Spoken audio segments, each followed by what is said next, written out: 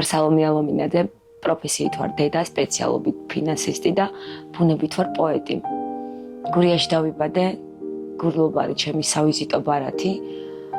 ჩემო მხარემ დედაქალაქში გამომატანა ფიცხი ხასიათი და ცისხელა იუმორი, რაც მეხმარება იმ ურბანულ გარემოში, სადაც ნაკლებია ემპათია და გულწრფელობა, რომ უბრალოდ თავი გადავიჩინო. ჩემი პროფესიიდან გამომდინარე ლიტერატურასთან ახლო შეხება არასდროს არ მქონია. ერთ მშვენიერ დღეს ესე დაუპატიჟებელი სტუმარებით შემოვიდა პოეზია ჩემს ცხოვრებაში და დარჩა, როდესაც გავხდი მარტოხელა დედა, მაშინ დავწერე პირველი ლექსი და უკვე მე-7 წელია აქტიურად ვარ ჩართული ლიტერატურულ პროცესებში. ჩემი ლექსები არის აბსოლუტურად პირადული, ეხება ძირითადად ქალის თემებს და მიუხედავად ამისა, პირველი ლექსი მაინც საქართველოზე დავწერე. ბათუმი არის ჩემი ერთ-ერთი უსაყვარლესი ქალაქი. ბათუმი ჩემს წარმოსახვაში არის ძალიან ლამაზი გოგო, ჭრელი ქოლგით ხელში.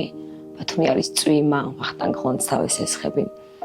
ბათუმი არის თვითონ პოეზია, ბათუმში უფრო მეტი პოეტია და აქაურ პოეტებში ჩემი სუბიექტური აზრია, რომ უფრო მეტად ცხოვრობს პოეტში პოეტი. ალბათ ეს გარემო, ეს ზღვის სუნი, თოლიები, მაგნოლიები, ეს ყველაფერი ალბათ უფრო მეტ შთაგონებას აძლევს ამ ადამიანებს. ბათუმთან უკვე მეორე წელია შემოდგომის სერენადა მაკავშირებს და ყველა მოგონება, რაც შემოდგომის სერენადაზე ვარ, მასთან იკვეთება. შემოდგომის სერენადა ჩემთვის განსაკუთრებული ფესტივალია, იმიტომ რომ დღევანდელი ლიტერატურული პროცესებისგან განსხვავებით აქ არის გრძნობა, კლანურობა, მიკერძოებულობა, მონაწილეებით სისია შერჩეული. და მთელი ეს საორგანიზაციო ჯგუფი იმდენად ერთიანად, შეკრულად, გუნდურად მოქმედებენ, ისე ეხმარებიან ერთმანეთს, ისე უწყობენ ხელს. ყველაფერი საერთოდ ჯამში არის ჰარმონიული, ძალიან საინტერესო და ვუსურვებ შემოდგომის სერენადას, რომ ტრადიციად იქცეს და ალბათ იქცევა აუცილებლად და ყოველ წელს ვისურვებდი, რომ მისი სტუმარი ვიყო.